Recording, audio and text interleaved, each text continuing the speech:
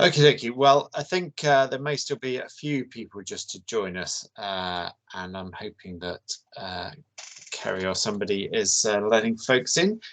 We're just going to start with a little bit of housekeeping. As I say, we are recording this conversation this afternoon, and it will be put up onto the One London website, as will the slides for reference. I would ask that everybody keeps their cameras off and microphones muted until we come to the Q&A session, just so that we make sure we maximize the bandwidth, because there are going to be about 50 of us on the call, and I think we're already up to something over 40. My name is James Trend. I'm the Programme Director for the London Health Data Strategy Programme. I'm going to be leading you through most of the slides today, but I'm going to hand over to Luke Redmond, who's the London Regional Director for Digital Transformation, who's going to just join us for the first couple of minutes and explain a little bit about why this programme is important to us in the NHS in London. James, thank you very much for that introduction, and welcome everybody to this meeting. And I'm really delighted that you've been able to join us today and find out more about this particular application process and what it's about, but more importantly, why. And if we could just go to the slide 1, I'd be grateful. I think I've just got one slide. So, you know, in London, we recognise that we're on a journey, and we've been on that journey for a few years. And if we go back to the slide, please, thank you. And we've got some goals that we set ourselves actually before the pandemic in the year 2019, just before then, to improve healthcare outcomes, to improve healthcare planning for individuals and populations, to improve clinical academic research, and to improve healthcare product research and development. And as we've been thinking about those and building the collaborations across London to enable us to do that, it became clear to us a couple of years ago that we needed to have a process to test some of the assumptions and to work through some of the problems to demonstrate how we could deliver either improvement at scale or research at scale across London. As part of that work, we've spent quite a long time talking to Londoners themselves and have had a couple of large deliberative participations with Londoners, and what they've said is they expect all healthcare organisations in London to join up depersonalised information as part of population data sets supporting all those areas, planning, research and development. And they expect that depersonalised healthcare data must be shared and used to plan and improve services for the benefit of London. And these events were over multiple days with members of the public, and those people really got a good understanding of what we're trying to achieve and why, and they challenged us in that process. So we feel that we have had a robust approach to this, and we will continue with that public engagement. So together then with the NHS, the research community in London, and our public, citizens and others, we're trying to make sure we maintain public trust in what we do, and we see that's the biggest single issue that we sort of hold. And we have a view that we take our instructions from the public in how we use their data safely, really. So that confidence is important, and we follow as part of that the 6 SAFEs framework that you may be aware of: safe data, safe projects, safe people, safe settings, safe outputs, and safe return of data back to its originating places when we've been using it. We have also got a big communication programme, and others are on that and here today who can talk about that if you want to ask about that. So it's really welcome that this is the second call for interested groups to use data at scale across London to drive improvement or research. This, I think, could have tremendous benefit. And remember, what we're trying to do is use this process to help us build the mechanisms across London to do this. and that is starting to grow. It's by no means perfect, and there's a long way to take yet, but I think this is the right approach. It's certainly one where we can, in a safe way, develop, rather than saying we're going to do something and implement it from the top down. We need to engage at scale across all our communities. So I just want to thank you again. I hope you get from this hour what you need. Please ask questions. That's what it's all about. And hand back over to James and my other colleagues to run the session. Thank you. Thank you very much, Luke. So as Luke has said, we've got those 4 goals: improving healthcare outcomes, healthcare planning, clinical academic research, and healthcare product research and development. We're going to talk a little bit about what we've achieved in our first year and how it relates to those 4. But one of the key things that we have stressed is that we must always end up with an actionable insight out of the work that we use the data for. And that aspect of safe return to the clinical front line, so that there is an action that can be taken, mustn't be underestimated, because that's really why the members of public in London have given us a mandate and charged us to do this, is to make sure that we are delivering on that improvement. Okay, Kerry, please can I have the next slide? So why might you seek to work with London, and why might London want to do this? Well, you know, there are a lot of aspects that are unique to London, not just the 10.5 million people we have registered in our primary care data set, but we have some truly world-class teaching organisations, our academic health science centres and networks, our schools of medicine, and a digital economy that is second to none in this country and indeed across Europe.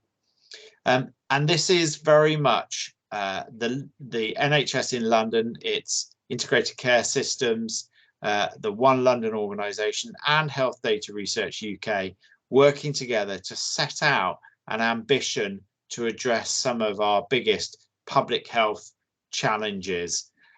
Next slide, please. So why are we here today having this conversation? The money that has come forward for supporting NHS-led projects and the capacity of the staff that has come forward to support all of our data at scale improvement projects is driven by one thing, and that is about helping our integrated care systems to improve health outcomes. Many of you will have seen that Core 20+5 diagram. These are the main things that ICBs are being instructed to focus on, and they will be local integrated care board objectives as well. One of the things we've tried to do this time around is to learn from the experience of our 4 Pathfinder projects. And last time we were focused on making sure that the project teams were ready to go and were going to be able to support us in the project. This time around, we really want to focus specifically on projects that are looking at those most important outcomes. And if your project is not quite fully polished, all the I's dotted, T's crossed, etc., don't worry about that. Put that in the application. Be open and honest with us about things that you think, okay, we don't quite know how we would address that. Perhaps you're somebody who hasn't worked with the NHS before. Perhaps you're somebody who you're a project that has a particular requirement within it. Please tell us that, and we will provide some support in order to maximize that impact and make sure that we focus on the projects that can really make a difference for our ICBs. As we've said before, and as Luke said, we've got different functionality pillars to our target use cases, our target projects, both around care improvement directly for individuals and through planning for individuals and populations, clinical academic research, and that research and development of healthcare products. All of these have to have an underlying mandate to improve the health outcomes of the population of London.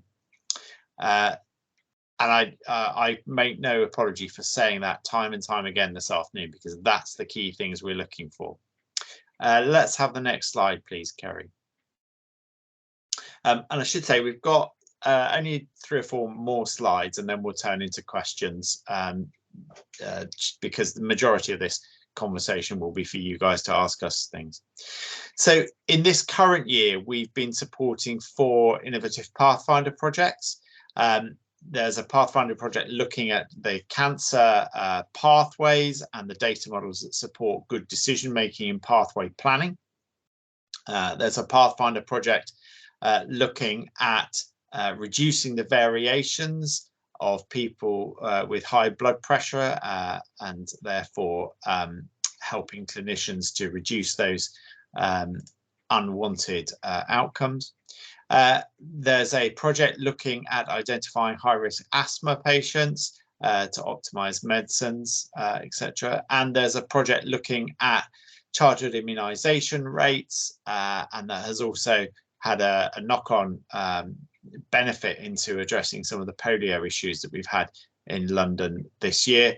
And it's really as much about the timeliness of that immunization and making sure that children are protected in the way we would want them to be protected, and that all of these have an underlying theme of helping make the right thing to do for the patient be the easiest thing to be done by the clinician.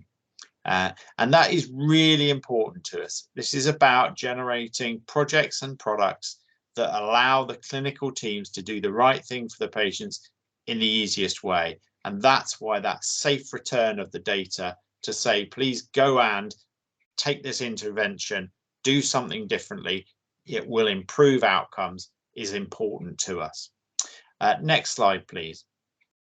So our Pathfinder projects, this time last year when we launched the call for our Pathfinder projects, we didn't really quite know what to expect from the community, but they've got some common themes when you strip away actually what the clinical context is that they're working with, the common themes around the data that they are looking at. And we've included this slide here today, partly because it might help you think, yeah, we're on the right tracks. Partly it might make you think, oh, hold on a minute, are we being ambitious enough in the way we're adding things together? So we've got some projects that are looking at what we refer to as citizen risk, the clinical risk. And these are projects that are taking demographic patient level input data and demographic patient level outcome data to say this cohort of patients have got these outcomes. We therefore think that this group of patients here, which have similar demographics but haven't yet seen an outcome, are at risk of developing that particular outcome, and we should go and put some intervention into them. We have some projects that are looking at the behaviour of our citizens by demographic and working out what they then go out and do, whether that's that childhood immunization project that we were talking about. Who's most likely to go out and get immunized in a timely way?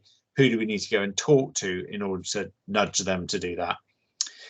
And then finally, we've got projects and had others that applied around pathway design, where they're looking at, here are the differences in the processes that health care or social care systems have applied and how we've measured those processes. And these are the differences in outcomes, so that there are projects that are looking at redesigning pathways to accelerate the time it takes for patients to access treatment.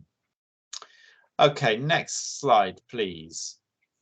This is a slightly busy slide, but it's quite important in terms of the way that we are doing our applications. And as just for Sharon's benefit, as Sharon has just joined us, we're going to do cameras off to start with Sharon and then carry on. So not only is the process important to us, our process is pretty much all driven by our information governance approach.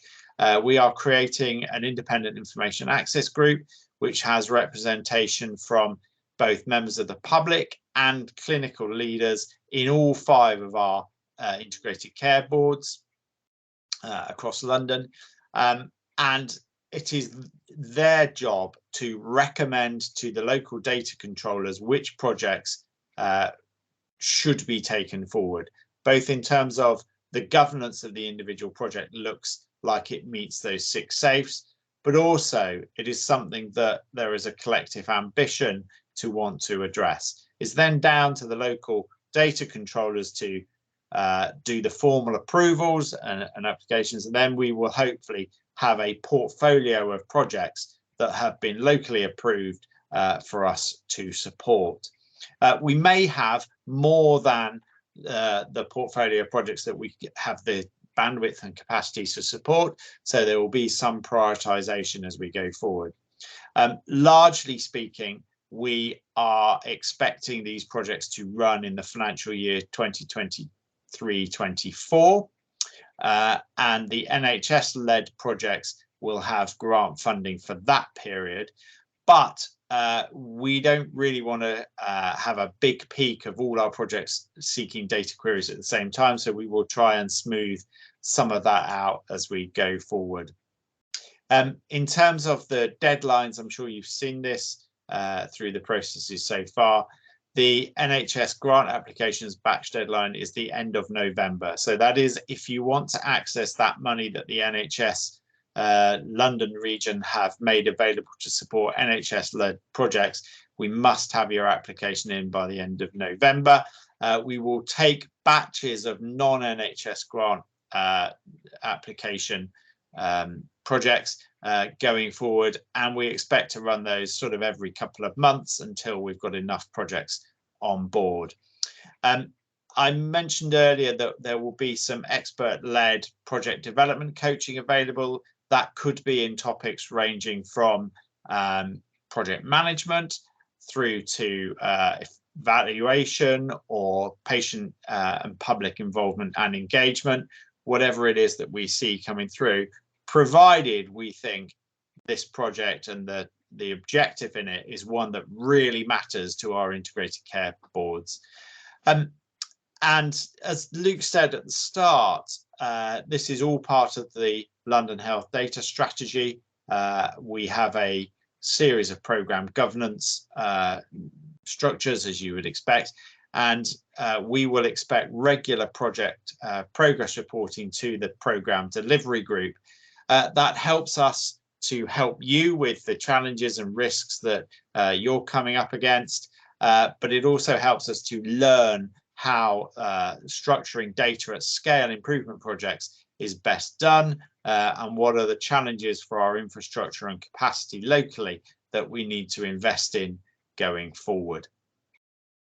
I think all of the dates and things that are out there in the application forms as well. So really, to summarize on this one, the data control remains with the underlying organization. So it's really important that your project is something that matters to that underlying organization. And I would encourage you to be out there reviewing and learning what their agendas are as much as you possibly can. Next slide, please, Kerry.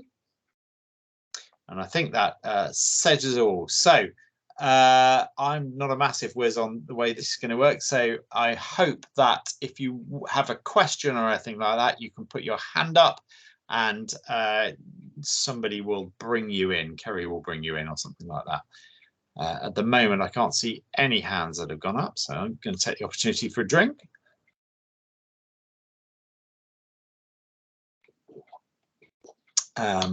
Okay, the first one I saw was Graham Head from South East London. Graham, you can pop your camera on if you want to at this stage. Hello, Graham. Hello, can you hear me? Yes, indeed. Okay, it's a small question, but looking at the slides, and if I've understood it properly, there seems to be a longer deadline and the opportunity for more projects for non-NHS bodies. Yes, so and I was wondering why. Yeah, so the non-NHS bodies are not going to be funded by the NHS. So the NHS funded ones, which are NHS led, the money is available for them in next financial year. And one of the things we learned through running the projects this year was we'd split the money, the grant funding we provided into 2 halves, into year A and year B. And a lot of our projects said to us, actually we couldn't use that money immediately. So we've given a bigger lead time to the NHS projects, so they're up and running for it. The other projects, and I'll be really clear, we're expecting to have about 4 NHS-led projects and about 6 non-NHS ones. We don't know whether organisations have necessarily got those projects on a shelf ready to put forward, or they want to be able to think about it and develop them over a period of time. And so we've set the timescales in that regard.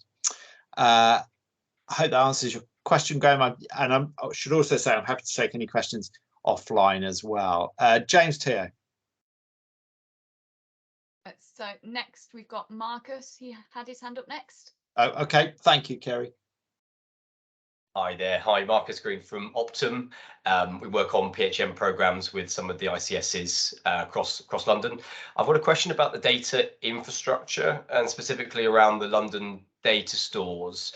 Is there any available information that might help us inform and scope our projects in terms of the availability of data, the types of data available to drive some of these projects under those sort of 3 banners around care improvement, research, and then R&D product development?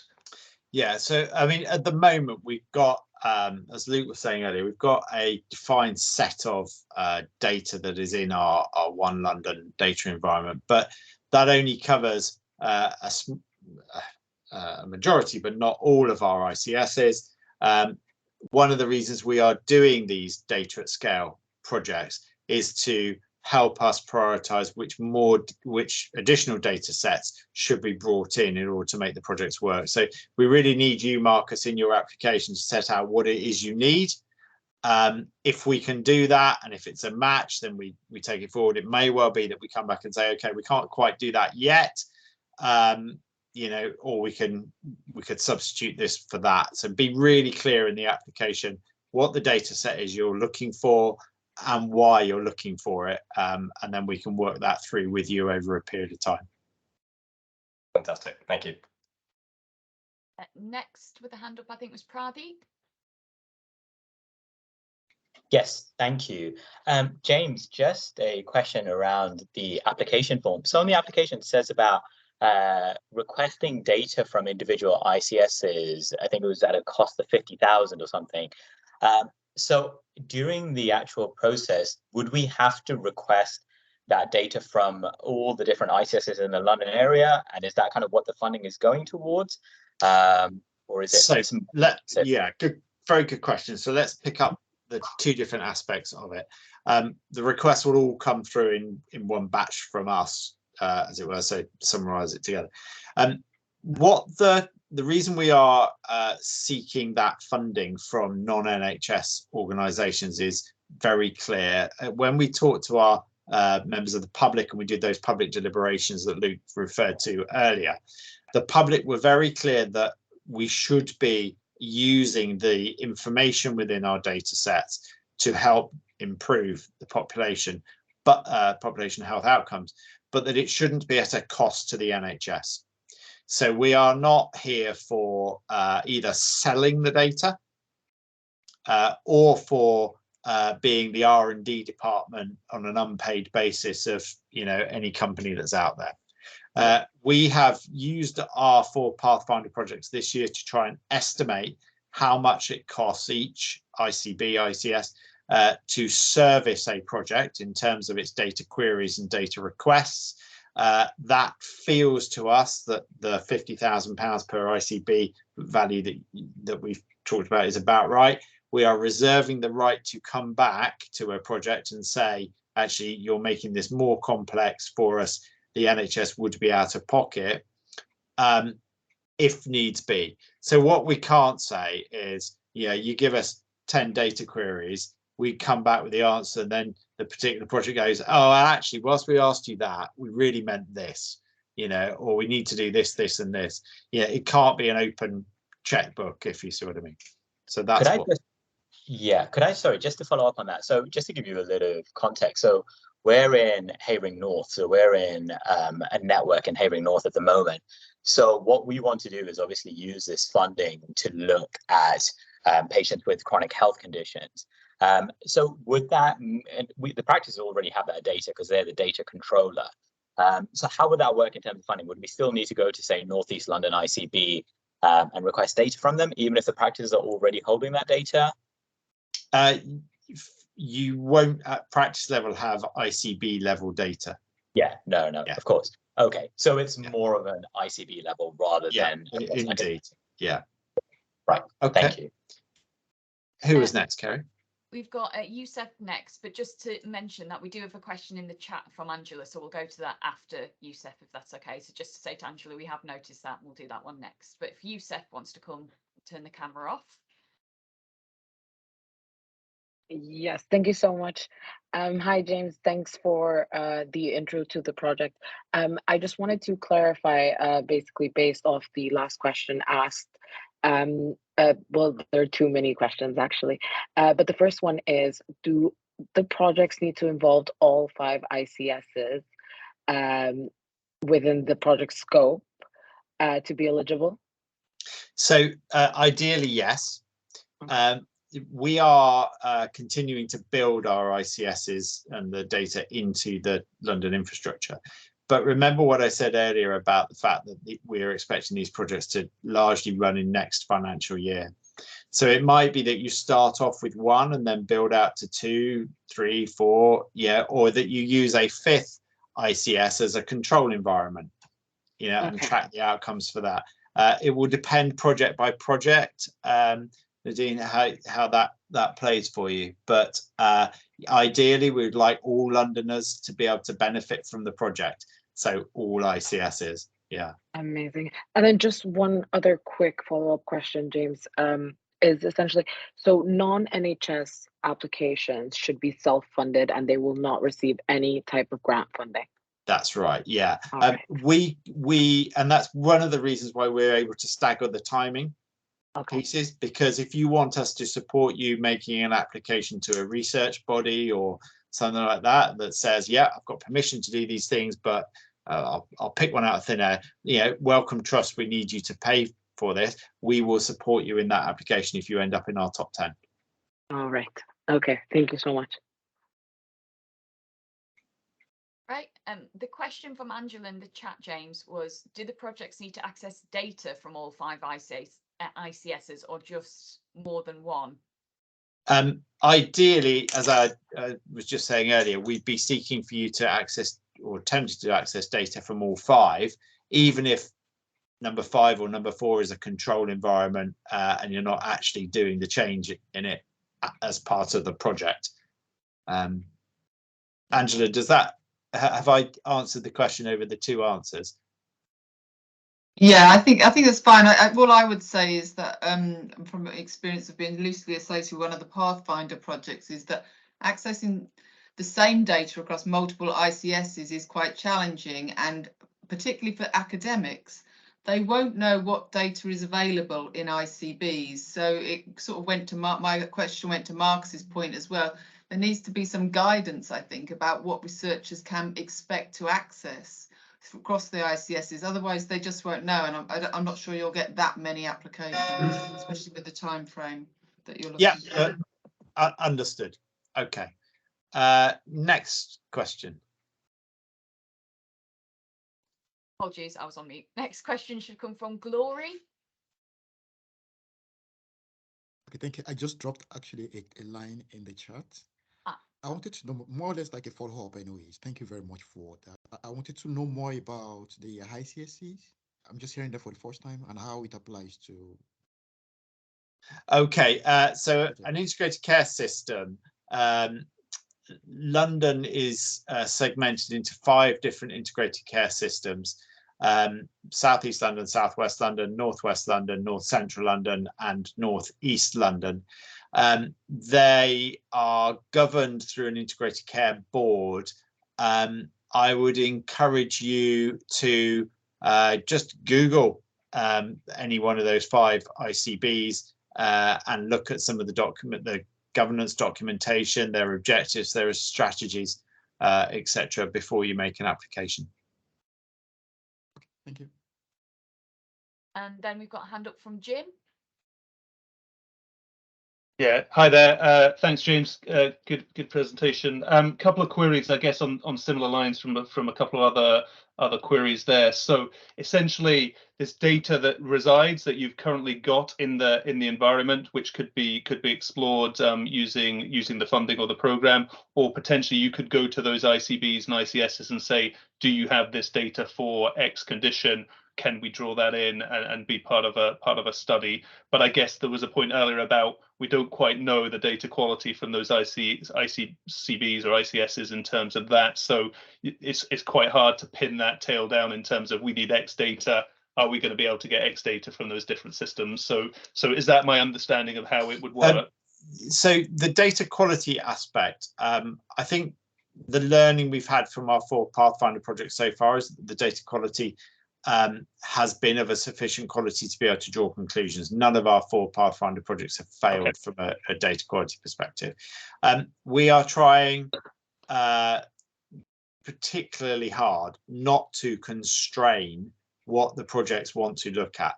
So as I was saying earlier, put in the application what it is you think you need. Yep. And then we will try and service it.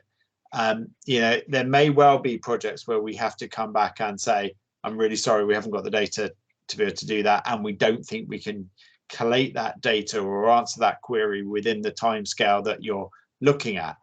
But I'll be really honest with you here. We expect that to be very few and far between.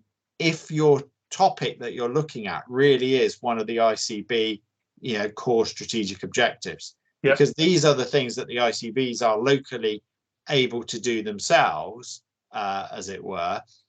The key for us is what's the additional health improvement that we can get by working with data at scale. Got it. Yeah. No. If it's a project that an individual ICB can do on its own, then it should get on and do it on its own. All right. Yep, that makes sense, and you've kind of answered my second question there, which is that scaling out. It's obviously got to have a benefit from a Pan London perspective rather than just a specific ICS or ICB. On the actual working with the data and how you gain access to the data, clearly that sits in your environment. Clearly that's governed and managed by your rules and you know the appropriate protection of that data. Is it a case that the partner NHS body would gain access directly to that data to run? So would we be able to run virtual machines or applications within that to mine that data, or would you do that on our behalf? How does that piece work? It's most likely to be the second. Okay. But it will depend on a project by project basis what the data controller's view is. Okay, that's fine. So would you look for us to suggest how we would like to do that, I guess, in the application? Yes, absolutely. As I said earlier, we're trying not to constrain the applications at this stage. I mean, as you know, we are like last time, you know, we were 3 times oversubscribed with our projects last time. We're expecting something similar this time round. So being able to find a match that we think is a really important clinical improvement opportunity for our individual integrated care boards and something that we can service over the next 18 months, we think there'll be a sweet spot there for enough of these. Okay, got it. That's great. And then I guess one final question on that, on the funding and what you will and won't fund. Is it capital or revenue funding from a perspective of the organisation? If you're outside the NHS, it doesn't make a lot of difference, but this is revenue funding for next year for the grants, and it will be revenue funding that is provided back to the ICBs from non-NHS applications, because it is covering the cost of servicing the project in the way that we've set out. Okay, and is there any cost that, you know, not eligible costs, or what would you see as eligible costs, I guess is the question to ask. For NHS organisations? Yes. Yeah, I mean, there are no exclusions to what's an eligible cost for an NHS organisation to put in. Okay, that's great. Okay, thank you, James. Really good. I mean, it's worth me saying, in case people haven't done the math so far, we've got about £1 million available at most for NHS grant funding. And we would like to get at least 4 projects out of that. So you can work out roughly what the average ticket value is. Right. Okay. We don't have any more hands up, but we did have another question in the chat from Graham. Graham, I don't know if you want to come on and ask it about who owns the learning. I think hopefully it was clear. I was just starting to get anxious about copyright of any learning that's produced. Yeah. So this is something that we've picked up from this year already. If it will depend project by project, Graham, because the NHS ones will be owned by the NHS. Where we end up with a commercial relationship with a healthcare product provider or a research organization or whatever, what we've said is, and this will be part of the data access piece, we will try and address those on a case-by-case basis, because the learning we've had so far is that you can't write a blanket rule. It might be that if a particular product comes out, that we finally agree that the organisation owns it, but the NHS in London gets free access to it, or whatever it might be. It'll be case by case, Graham. Okay. And that really was something that came through from our public deliberation work. I can see a question from Michael. Yes, I was just wondering about any local authority costs. For the NHS-led projects, if there are recharges back to the local authority, then those should be included in the work. For non-NHS-led projects, you need to build that in to wherever you're getting your funding from. The amount that we are assigning to this only covers the NHS's costs. It's fair to say that we are trying to work very closely with the London local authorities and their teams in that. So, we can help open the doors, but if there are costs, then the individual project will need to bear them. Does that answer the question? I think Michael's gone back on mute, so I'm going to take that as a yes. And sort of, yes. Yeah. And Marcus next. Hi, James. Sorry, another question from me. No. Just back to that point around data access. Are there red lines here then? I'm just hearing you talk earlier on about how one accesses data. So if you're a non-NHS organisation, is there appetite for data to be transferred outside of the data stores, or would there be opportunity for businesses with capability to operate within the data store with a pseudonymized data mart or a safe environment? Or is it the third one about queries and us passing logic and code to teams locally about running that? It will depend case by case. It's likely to be the latter. Yeah. It may be that we end up doing honorary contracts for individuals to come in and work within it. Or it may be that there's such a degree of depersonalization that's happened with the data that we're able to agree on a project by project basis that we think those 6 safes are in place and the individual data controllers are satisfied that bit will work. But, put what you think is your optimum. And then, if you want to say our contingency plan would be to work like this, then do so. Okay, just a quick one, sorry. So when you said it depends case by case basis, it obviously absolutely does. If you wanted to be able to benefit direct care and have a route to re-ID somewhere locally, you'd probably want to work with some level of sensitive data somehow. You mentioned honorary contracts. That would be interesting because I suppose it might negate the need to have, therefore, lots of data process agreements out of nowhere, a lot of IG work unnecessarily for the IAG that you've got as well. Yeah, okay. Absolutely. Okay, that's good to know. Yeah, thanks. Is it Nikki next? Yes. Yeah, hi James. Nikki from South West London ICB. I have 2 questions, James. The first one is you mentioned earlier about data required across all 5 ICBs, pulling in data from all of them. Are there any other criteria for success or key criteria for success? So so I think that one, it's very much that it should be something that matters to the ICB.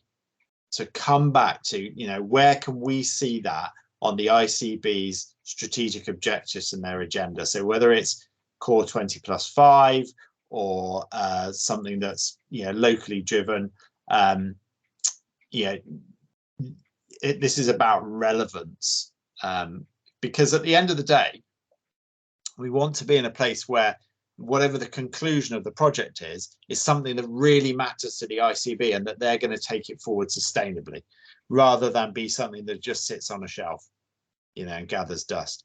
So I would really encourage, and I know you're from an ICB, but I would really encourage everybody on the call to go and talk to the ICBs and find out and understand from their documents, from their meetings and things that's published, what their important issues are at the moment. Thank you. I've just got another quick question, James. So there's a few things that we're currently looking at for submission. Would you think it would be best to compile a few things into one application, or to do smaller separate applications? For Smaller ones okay. Would be, yeah, my suggestion. Yeah. Thank you. Then I think we're up to date with questions in the chat as well. We don't have any hands up, so still have time for questions though, if anyone has them. I saw a couple of things about is the recording going to be available and things. Yes, if you're a late joiner, we're going to make things available, the slide pack and the recordings, on the One London website where you found the details of today.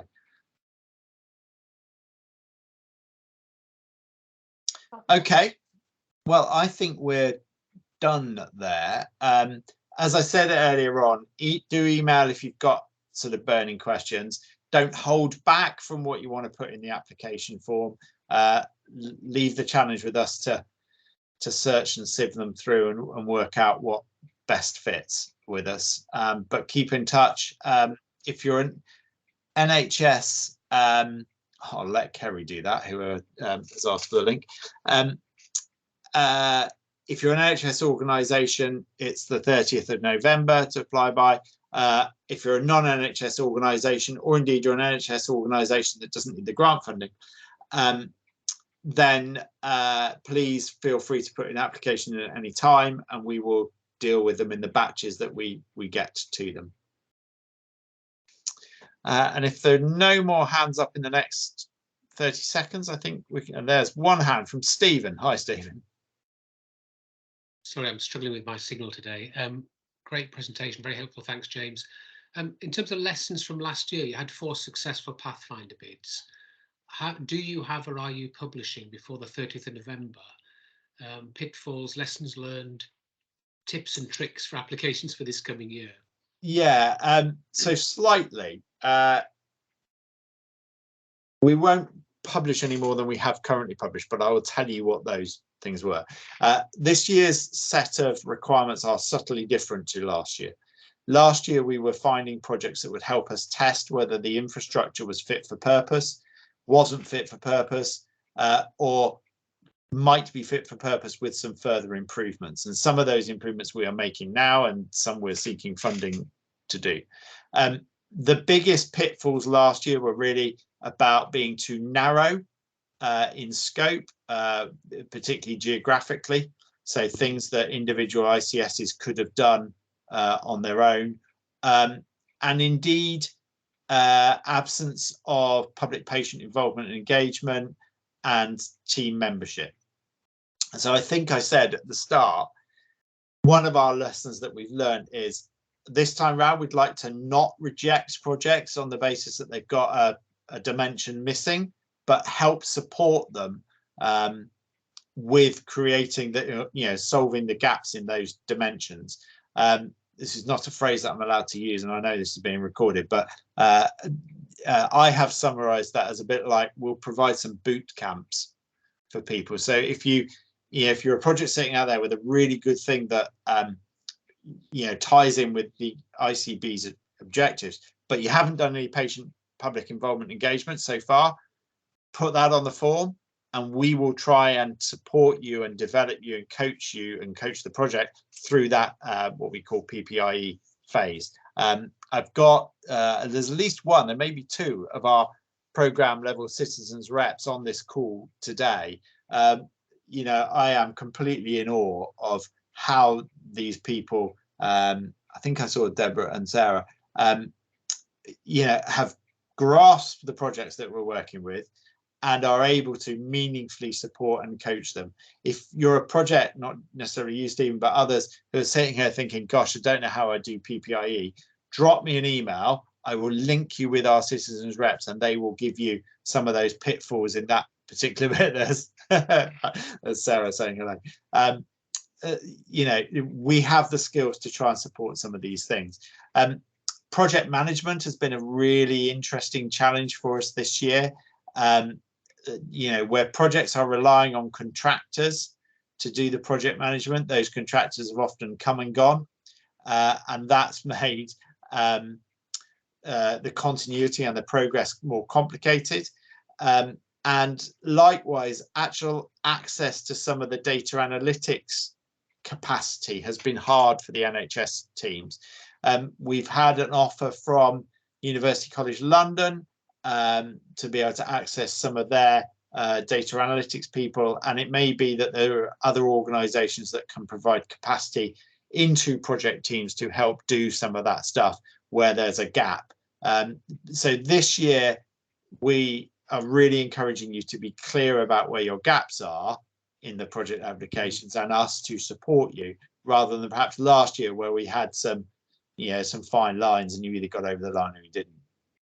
That's really helpful. I struggled to read that slide because it was twisted round, but is the application ultimately dependent on succeeding through boot camp? No, it may be that you don't get through, you don't have to go to the boot camp bit because your application's fine. And we may get, you know, 10 applications that are absolutely crystal clear and perfect beforehand that all hit the nail on the head for the integrated care board's priorities, and the data controllers all say, yes, this is something we really want to focus on over the next 18 months. Where we don't get to that stage, we will continue to support you and develop you, because we're interested in building an overall portfolio of programs that are truly using data at scale. It's really helpful. Thanks, James. Conscious that Deborah and Sarah both said hello and waved, and that. Deborah and Sarah, is there anything you think that I've missed in that lessons learned bit? Apologies, I've literally just joined, so I'll be the one that'll be looking at the recording. So maybe Sarah could, if she was here earlier. No, I think like you said, just get involved early. You know, if you need support, if you want advice, shout, we're here. Don't leave it to the last minute and then think, oh my goodness, we don't know, you know, we've never done this before. We're here. Drop us a line. Perfect. Thank you, Sarah and Deborah. Cheers. Okay, well, I think at 10 to 3, my voice is going, and that feels about right. As I say, do email, do get in touch. Thank you so much for your interest so far. I think with 47 people on the call, that shows how interested people are to use data at scale for improvement, and that's really good news. Thank you very much, everybody. Thank you, Alice, if that was Alice. Thanks, James. Thank you. Thank you. Thank you very much. Thank you. Thanks, good session. Thank you. Thank you.